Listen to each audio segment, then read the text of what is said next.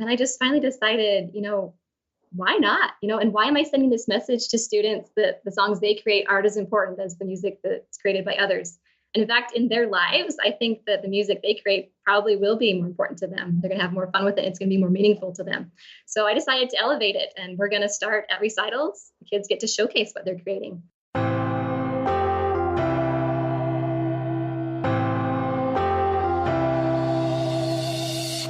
Welcome to the Creative Piano Teaching Podcast, the place where teachers from around the world meet to share innovative ideas about music education. Listen and learn as we help you motivate your students, grow your income, expand your studio, and become a more creative piano teacher. Hi everyone, and welcome back to the Creative Piano Teaching Podcast. You're listening to episode number 108. And if you're one of my Inner Circle piano teaching community members, a very special welcome to you today. For those of you who haven't met me, my name is Tim Topham, your host for the show. And if this is your first time here, thank you so much for tuning in today. We've had well over 100 episodes now, of course, of the Creative Piano Teaching Podcast, so lots to learn. If you'd like to find out about what episodes you might have missed, if you're new here, then you can either have a look on the podcast app on your phone or tablet, or head to timtopham.com/podcast, where you can find a full archive of all our recordings. The Creative Piano Teaching Podcast is, of course, the place where you can get weekly inspiration, ideas, business and teaching strategies to help support your teaching and grow your studio. Summer's coming, so I'm obviously thinking subconsciously about the beach. Today's show notes and a transcript are now available as usual at timtopham.com/episode 108. This episode of the Creative Piano Teaching Podcast is proudly sponsored by the Casio Celviano Grand Hybrid Piano. It's been a pleasure exploring Casio's new entry into the hybrid piano market. Of course, they've combined with C. Bechstein, an acoustic piano company in Germany, very well renowned, and together they have created what I think is one of the most approachable and best entry-level hybrid grand pianos on the market. And of course, with hybrid pianos, you get the best of both worlds, don't you? You get an instrument that never needs tuning. You can move yourself around the house. You don't have to pay for people to come in and move them. You can, of course, use headphones. You can connect via USB. And you can do things like split the keyboard layer sounds and play along with symphonic recordings. I've been enjoying the Celviano in my studio recently. And one little thing that I've really enjoyed is the music rest. Now, this sounds a little bit strange. I mean, I've already talked in previous episodes about how much I love the action and how great the sound is, of course. So it almost goes without saying in a hybrid piano, those things are all great. But a little thing like a big music rest, like you find on a grand piano, I find makes all the difference to my enjoyment of actually sitting and playing an instrument like this. So this instrument has a great music rest, big size, nice little bit of a lean on it, and I just find it really easy to use. Sometimes digital pianos have very small little ones. Anyway, make sure you check it out. You can find out more about the range of the grand hybrids on offer. They start at around $5,000. Up to about $7,500. So it's great for those piano teachers who perhaps can't afford a more expensive piano or a bigger acoustic piano or don't have the space, then definitely check out the Celviano Grand Hybrid from Casio. You can find out more at soundtechnology.com.au, and you'll find on that page a where to buy link where you can search and test out one today. This is our second podcast in Aural Month. And before you're all groan, I'm so sick of oral already. It's what our kids do, right? When we talk about having oral tests, then I want you to rethink about how we can reframe this because, oral skills are incredibly important for our students. And that ability to sit down and play things that they hear is one of the things that I believe will keep our students playing for the rest of their lives. So today's guest has heaps of fun, free activities on her website that you can do to develop your students' oral skills in a way that is far from boring. There is also a fantastic freebie for today's episode. My guest today has created a How to Teach Piano Students by Ear simple 4-step formula. It's a 5-page PDF download with instructions on how to get started with this idea of helping students play by ear. So in the episode today, we're going to learn a whole lot of games that you can use to improve students' oral distinction ability. But this worksheet, which we'll talk about in the episode, is about how to get started playing by ear with some really simple instructions and some really simple tunes so that students have maximum fun and maximum success. You can grab today's freebie at timtopham.com/episode 108. Today's guest is a piano teacher, curriculum developer, and author of the widely popular Piano Magic System. She loves helping piano teachers enhance their teaching skills and optimize their studios so that they can use their time efficiently, maximize their profit, and live a life that they love. How good does that sound? Thousands of teachers from all over the world now use the resources on my guest's blog, which is myfunpianostudio.com. How cool is that? Definitely a domain name to suit my kind of teaching style. And she uses that to help them create a piano studio business that they love. Welcome to the show, Kirstin Jensen. Thank you. Thanks for having me, Tim. Absolute pleasure. Tell us a little bit about your teaching studio today, your kind of numbers that you have, kind of ages that you teach, and that sort of thing. Yeah, so I have about 50, and I do all kinds of different classes. I have some little intro to music classes for preschoolers, and then group classes for beginners, and then some private lessons. Right. So, yeah, it sounds like a complete kind of mix of styles and types and ages, which probably puts you in the great position that you're in now to create these resources that suit teachers who are teaching group, teachers who are teaching individual, older, younger. And that's why I've loved having a looking at your games, particularly. And we're going to talk about some games in a moment. Why are you so passionate about building your students' aural ability the whole year round rather than just before an assessment or an exam or an audition? Yeah, I found that it has a big impact on their ability to play creatively. So if a student has a melody in their head that they want to get out onto the piano and create music with it, if they've had ear training, it's so much easier for them to do that. And then also students, I feel like they listen to what they're playing better if they've had ear training and learned how to kind of analyze what they're hearing. And so then when I see students creating, they are paying attention to what they're creating and trying to get that sound just right. And it's really cool to see what they're doing. Yeah, I think that's a missing link that I've experienced with students when they've played something and they will outright tell me if I ask them, so, what could you improve about that? Or, what would you give yourself out of 10 for that performance? Or what would you improve?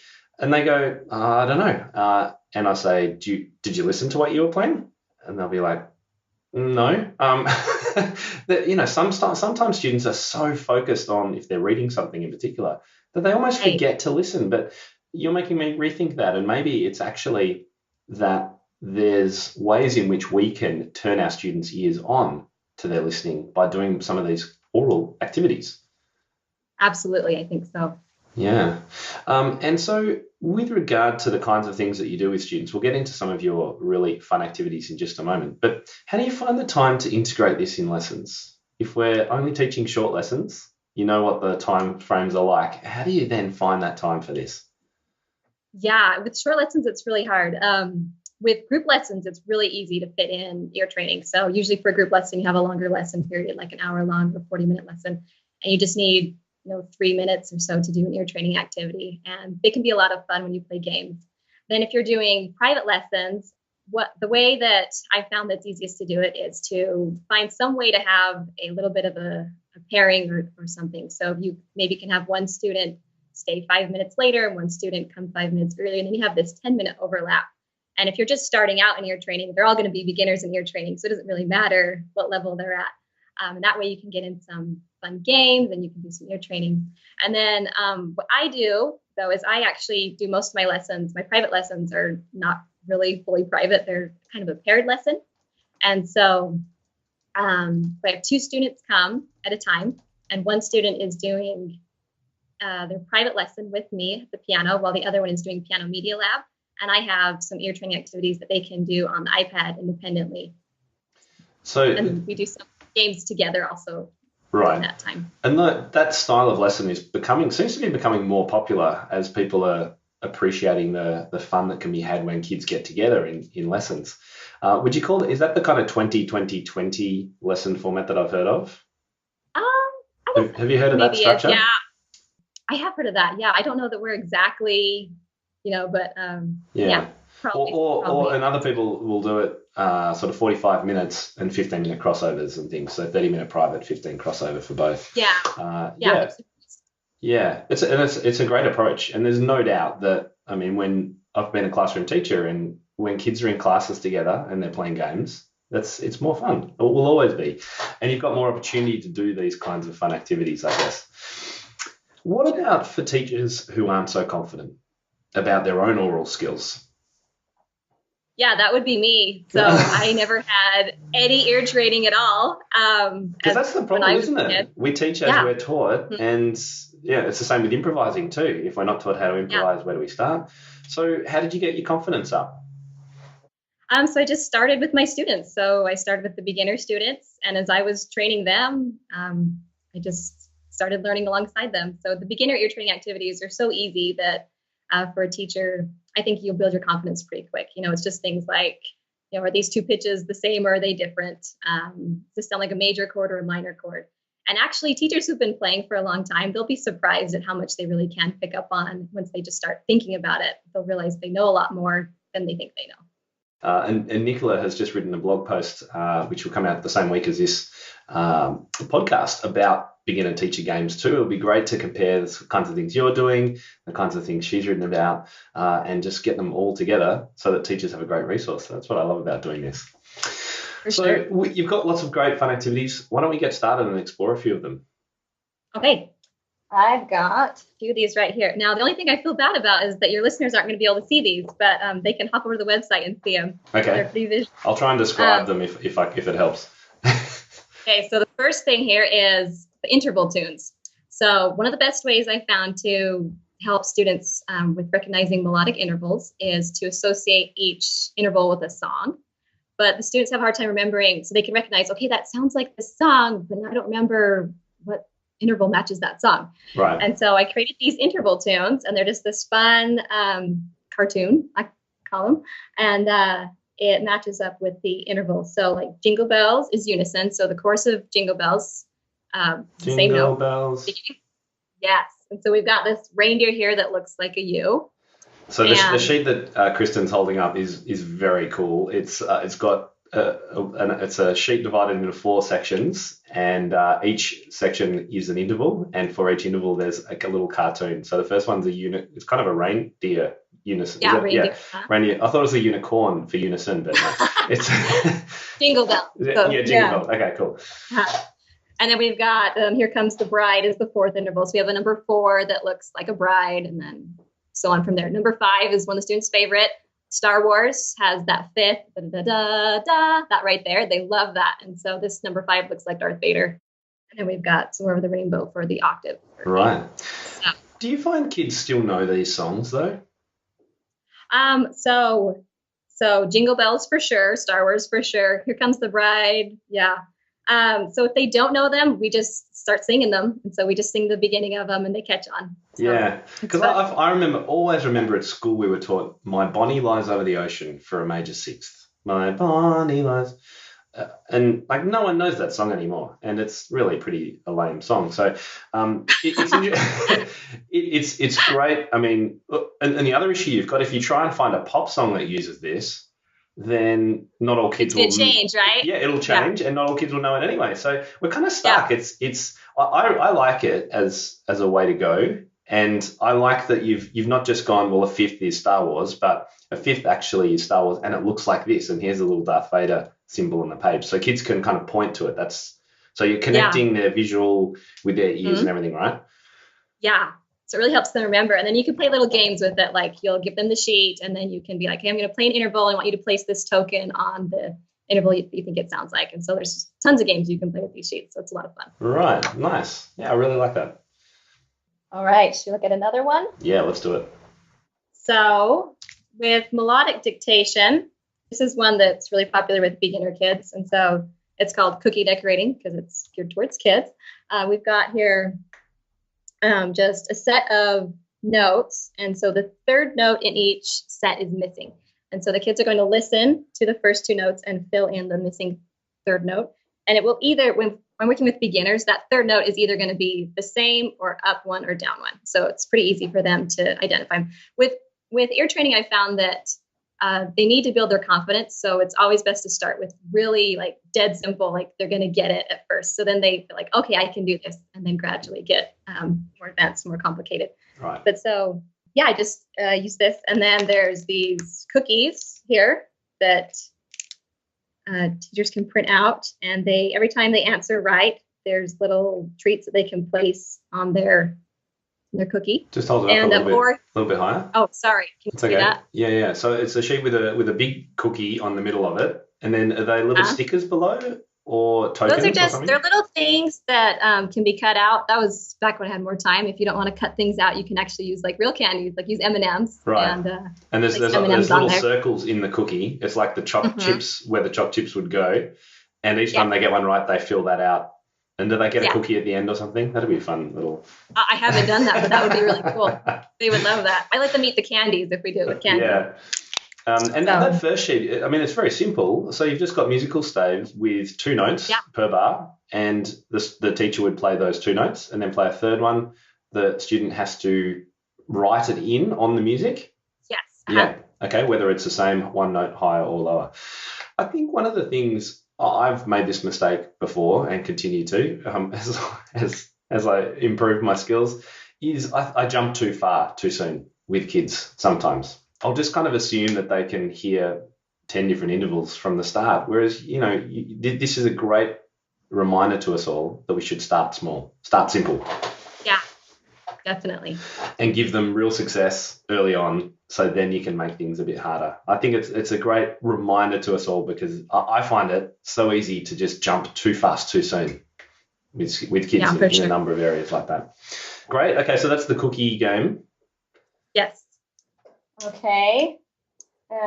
Makes me think of Cookie Monster. Yeah. This one right here is... here we have, this one's a cupcake one. And so here we have 2 different, melodic patterns that are very simple. Sorry, I'm not holding it up high enough for you.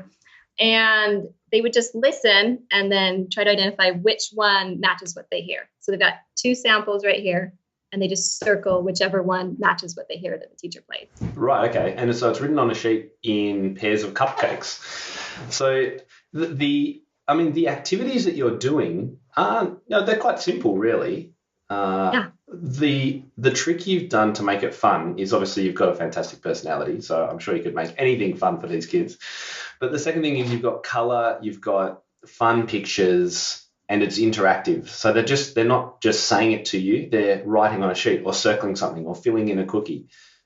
Would you say that's the thing that engages and keeps them more motivated? Oh, definitely. Yeah, it's a lot more fun than if you just give them a plain black and white sheet and you're just playing something on the piano and they're trying to copy it down. And then the group element, if you can find some way to have them with another kid, that makes it more fun too. They love kind of the competition and trying to get it right. And another thing that I could emphasize with these games too is that I like to, after the kids answer, we like to tell them what the correct answer is and then sing it together and move their hand up and down as they're singing. Mm-hmm. And that also helps reinforce it, so that some kids pick up on ear training really quick. They're just kind of natural at it. Some kids, they have to work hard at it, and singing what they're seeing and hearing helps them understand it better too, the way the pitches move. Right. And as a teacher, singing along all the time with them, I think really helps too, particularly for the ones that are a little bit more timid. Do you use la or da or kadai, do, re, mi's? How do you approach that when they sing? I do teach the do, re, mi's, but then sometimes when we're in a group setting, when we're doing these at games, a lot of times I just am saying like la, and we're just moving our hands up and down. Right. That way the kids they don't have to stress so much about what each pitch's name is. They can just be focusing on whether it's going up and down. Yeah. But you certainly can do that if you'd like to. Yeah. So. I'll actually be interviewing Christopher Sutton next week, and we're going to be talking about sulfur and how that all works and whether we should use it and all that. So that'll be a good discussion in episode 109 coming up for those of you who are listening. Nice work. Have you got any others at the moment? I do have some rhythmic dictation ones also. Oh, yeah. And so this is a very simple one. The bees so this go one right buzzing here is the title. Yes. For kids. So basically we've just got 2 measures, and there is a a simple rhythmic pattern on the first measure, and the second measure is blank. And so the teacher is just going to play the first measure, and they're going to follow along with the beat in their head as you do the first measure, and then they fill in the second measure. And again, you want to start very simple. Sometimes the second measure might just be a whole note, and then they're going to get that right, and you're going to cheer so loud that they got that whole note. And then from there, you can go on to other things. Yeah, so those are some of the... Oh, sorry, did you want to comment? Yeah, no, that's okay. There's 2 bars for each, and this is a rhythmic one or a melodic one? This is a rhythmic one. So this one's just for beginners who are focusing on rhythmic dictation. Yeah, fantastic. And what about prizes? What's your take on rewards? For these games, we usually just have fun playing them. I don't necessarily give prizes away. We just sometimes we'll keep track of scores and award points to the winning team. But a lot of times the game is just for fun, and we just see how they do and try to get it. And do you tend to start your lessons with these or finish them? I like to break them up. So we usually start off on the piano and then take a little break, do some off the bench stuff, and do some ear training as part of the off the bench. I think it's great for smaller kids too, particularly to keep moving on and off the bench, isn't it? Yeah. Definitely, for sure. I've seen that face before. What age do you find these type of activities with the sheets that you've created with cupcakes and cactuses and whatever else on them? What does it work? What age have you used them up to? So let's see. These I've used up to probably about age 10. The interval tunes I use with everybody because it helps everybody, even teenagers. And then with my teenagers, we tend to do more of the stuff on the iPad, and it's not so much of these printouts and things. Yeah. Okay. And what about let's talk tech for a second. Have you got any favorite iPad apps that you use, particularly for the older adults and teenagers? So I have a couple that I use. I've mostly been able to find only like interval identification ones. So if there are more out there, I would love to find out about them. But the ones that I can tell you about that I've used for interval identification are, there's one called Relative Pitch and one called Right Note. And so they basically can just quiz the kids or students, anybody, on intervals. So they'll play a melodic interval or sometimes a harmonic, and you get to just quiz them to answer it. They're getting quite clever, some of these apps. I don't know if you found the ones that you can sing into and it can recognize whether you're singing in tune. Have you come across those? That's awesome. Yeah. There's one called Aural Book, which has been created for exam testing. So it's a little bit dry and a bit clunky, but it shows where the technology's at. And I think down the track, more of them will be like that, because I think one of the hardest things we have about helping kids with aural is we can do it in class, but it's not something that most kids will want to go and do at home. Or do you find that they do? True. Yeah, I haven't even tried because I just know that if I asked parents to do that at home, it just wouldn't happen. So we just try to find a way to do it in class and make it fun. Yeah. But I would love it if there were more apps developed where I could have more to do during class. That would be awesome with like the media lab type stuff. But yeah, for now, that's where we're at with that. Yeah. I've got my page with iPad apps for piano teachers. So I'll have a look if there's any aural ones that I haven't thought of right now. And I'll pop them in the show notes for people. That's at timtopham.com/episode 108. Now, Kristin, you've actually been very, very kind. And I mentioned at the intro that you've created a special freebie for us and all our listeners, which is called How to Teach Piano Students to Play by Ear, a simple 4-step formula. And this is downloadable from that show notes page. Can you talk us through it and what people will get when they download this? Yeah, so this is if you want to have your students then take their training and practice taking a song and reproducing it on the piano.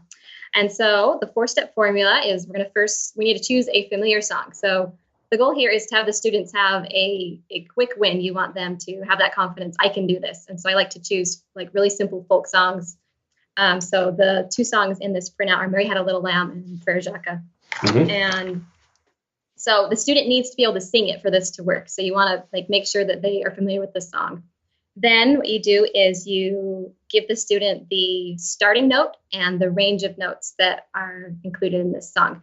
And what that does is that just kind of simplifies it, because if you were just to say to the student, hey, figure out this song, they've got all these piano keys in front of them and they're just going to feel totally overwhelmed. But if you can say, you only need to choose from these keys, and let's see if you can figure this out. And you can even take and like put something on the piano keys to show them, like, don't go beyond this point. So put like a pencil so that they can have it simplified for them.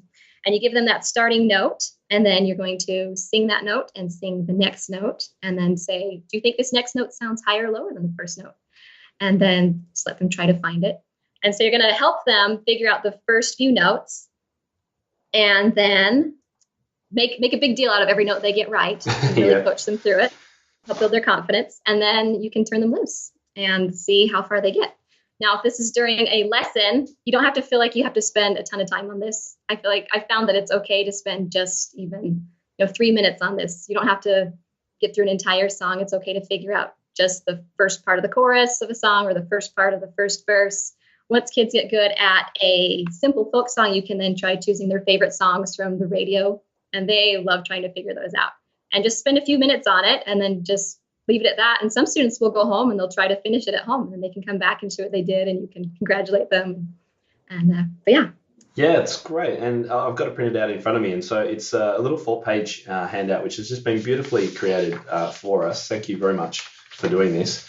And so the first page is the instructions, a simple 4-step formula. So choosing the song, giving the starting note and the range.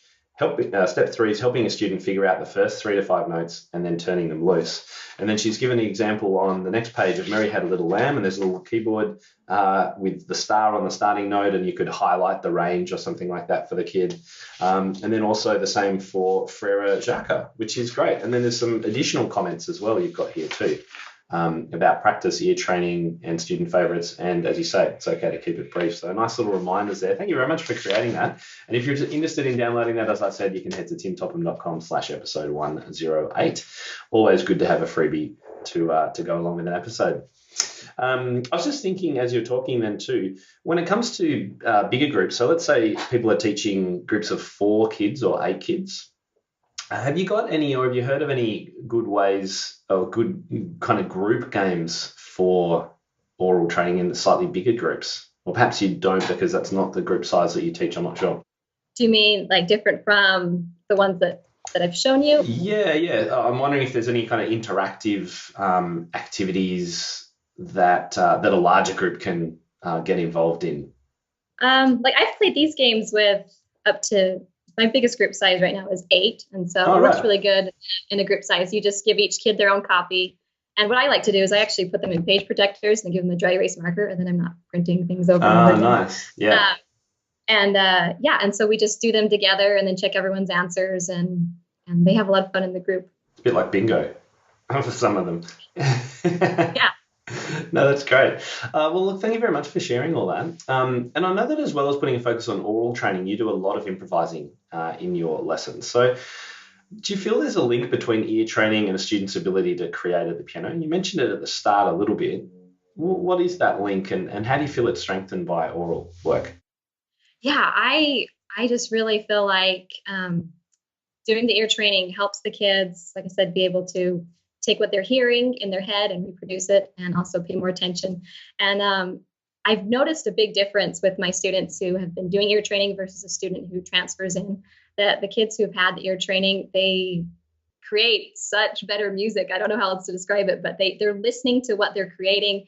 They'll have some, I can see sometimes that they've got something that they're trying, a sound that they want to try to create, and they sit there and they'll try things and they'll try it until they get it. And it's really neat to see them using their ears and really being creative and having fun and making music. I do a lot of chord progression work with my students, as you probably know. And when a student's playing something and they're not sure of the next step, I'll hear something in my head. I'll hear where this chord progression should go next. And I'll say, can you hear? Do you want it to go somewhere? Can you hear where it should go? And sometimes they'll say, no, really don't have an idea. But as I work more and more on this with students and getting them listening, they'll say, yes, I do. And they'll noodle around until they find the note that they're hearing in their head. And that's when you know that you've made this connection. Yes. It's a really great thing for students to be able to get. And as you say, some students will naturally get it faster. Others need a little bit more work on it. But I think the thing to take away from today is just start simple, start regularly, just do a little bit every now and then. It's just anything we can do to improve our listening skills and our students' listening skills would be great. Now, I was doing a little bit of research on you, and I understand that at your recitals, all your students play something they've learned and something they've created, which I totally love. I think this is so cool. So do you actually push all your students to do this? And if so, how do you encourage those kids who don't really want to do it? Because not every kid wants to, I find. Yeah, so kind of some of the background is I decided that I really wanted to elevate students' compositions. Before, I used to kind of think that the songs they created, they weren't real music, right? It was just them noodling around or whatever. And but then their compositions and their improvisations started getting really good, and I wanted to share them. But I couldn't do that at a recital, right? Because it wasn't real music. But then I just finally decided, why not? And why am I sending this message to students that the songs they create aren't as important as the music that's created by others? And in fact, in their lives, I think that the music they create probably will be more important to them. They're going to have more fun with it. It's going to be more meaningful to them. So I decided to elevate it, and we're going to start at recitals. The kids get to showcase what they're creating. So if someone really, really, really doesn't want to do it, I don't absolutely force them, but I do push pretty hard. And I feel like it's worth it. I do. So what I do is I just tell everyone at this recital, you're going to be playing one song that you learned and one song that you created. And it's as easiest for students who have started at the beginning doing this. So like young students, so even my little 6-year-old students who are just beginners, they get up there at the recital and they play some really simple little thing they created. And it's not amazing or anything, but they are so proud of themselves and their parents love it too. And so it's worth it. And then they're used to that. And then every year their songs get better and more impressive. And then before you know it, we have these amazing songs performed at recitals, because students actually can create something much more complex than what they can read. And so if you let students do that, you're going to have much more amazing music at your recitals. And it's really cool. But if you have kids who haven't been doing this since they were 6 years old, you got to prime them for it. And so you think, why would a student be hesitant to do this? And the reason is because they're afraid they're going to go up there and sound stupid, right? They're nervous. They're afraid they're going to flop. And so throughout the year, we just do lots and lots of creative activities. And every time I'm just praising them, like, wow, that was awesome what you created. I love how that sounds. You are so good at this. They need to feel like they're good at it. And we do improv duets at the beginning. So they're improvising on the black keys. I mean, you're going to sound great if you're doing a black key improv. And I like to have the parents come in at the end of the lesson when we're doing that. And the parent is oftentimes like, wow, what did you just do during that black key improv duet? They don't know what it's called, but they are just amazed by what their student just created. And then the parent praises the student. I've even had times where the mom comes to pick up the student, hears the student improvising, was so blown away. The next week, dad comes to pick up the student because he wants to hear it. And so the student's getting this positive feedback, and it's building their confidence that they can create music at the piano that is impressive, that people like to hear, and that they're good at it. So if you're doing that year round, all year long, that's really going to help. And if I still have students who are a little nervous, I'll do their creative performance recital can be an improv duet with me. So I've gone up there with a student and done a black key improv duet with them. And it sounds great, and the student has a lot of fun, and they don't feel as nervous because the teacher's there with them and it's not focused on them. But I feel like it's worth it to push the kids. After they perform their compositions, they are so proud of themselves. And usually those are the performances that the audience goes the craziest over. They love those performances. Yeah, I was going to ask if you play along sometimes with kids, because yes, you're right. That just it's more fun often for particularly the beginners who aren't making a big sound. You can fill it out. Yeah. But it also, provides that support. So I really love what you're doing. It's something I would encourage any teacher to do, because there's no reason why we shouldn't be elevating the creative aspect of music making at least equally to reading, if not higher than reading. I mean, the kids doing this actually are more skilled, more well-rounded musicians, in my opinion, than those who can only read. And that's why I'm so big on the whole creative aspect of teaching. Do you get students to write down their compositions? Sometimes I do. Most of the time, I don't stress about it. I just let them create something and play it. But sometimes we do some that they write down. Usually for them, it's more fun though if they can just go jam. Although I do have some students occasionally that won't do anything unless they write it down. All right. So yeah, they take up their little sheet that they've written on. But yeah, most of them don't. And what's your process as a quick overview from turning an improv into a composition?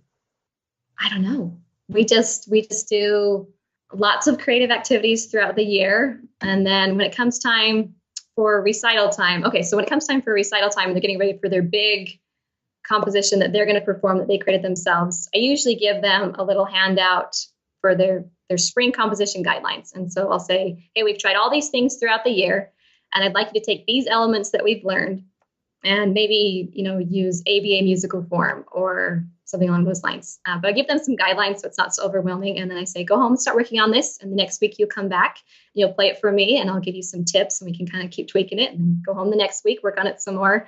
And just every week we work on it up until we get to the recital. And by the recital, they have a piece that sounds pretty impressive and that they're really proud of. I like that. Yeah, that idea of the guidelines around a composition. You don't by any chance have an example of those guidelines, do you? Oh, let's see. On your website? I don't have one on my website.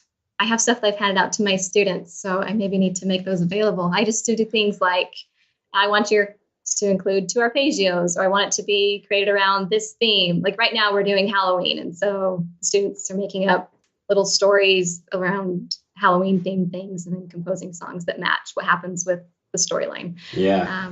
I'm thinking that teachers listening would be like, I would love to see that check. I would personally, I think it's great. And the reason I asked the question is because I get to this kind of point in the year, I've been doing crazy amounts of improvising with students, chord progressions, melodies, whatever it is.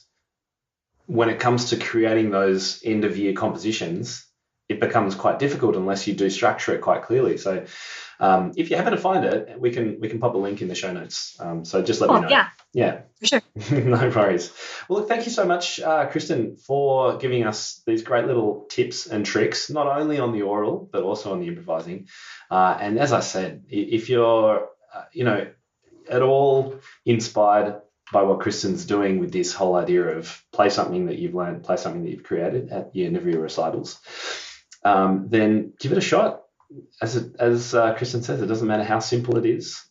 It's the meaning behind it and the way that it's being elevated, as you say, to the equal status, I think is so important. And there is so much information online now about improvising and helping students do that. So there's no excuses for anyone. And you've got lots on your website too. So you can find out more about Kristin and all the great things that she's been doing for teachers at myfunpianostudio.com. Thank you so much, Kristin. Absolute pleasure hanging out with you today.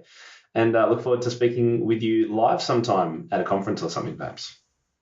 For sure. Thanks a lot, Tim. All right, so don't forget your freebie download for today, and the links are all available at timtopham.com/episode 108. And thanks to everyone who has left reviews on Facebook and iTunes. I really do appreciate the feedback. You can find out how you too can support the work that I'm doing on these podcasts if you're enjoying them by leaving a review. The instructions are at timtopham.com/review. Next week, we're getting another angle on playing by ear, as I mentioned, from Christopher Sutton, who runs a website called musicalU.com. We'll be talking about improving your aural skills as a teacher, and particularly with regard to solfa or solfege. If you've ever wondered what that is and what all this do, re, mi and movable do talk is all about, then that is going to be the episode for you. We're going to dive into that and also talk generally about how you can improve your own aural. And we'll even be running a couple of live tests on air so you can test your own skills and see where you're at. Until then, happy teaching, and I'll speak to you then. Ladies and gentlemen, that will conclude this evening's entertainment. Oh, thank you. Thanks for listening to the Creative Piano Teaching Podcast. We'd love to help take your teaching to the next level as a member of our supportive community. Use the coupon Piano Podcast for $100 off an annual membership of Tim's Inner Circle today. To find out more, head to timtopham.com/community.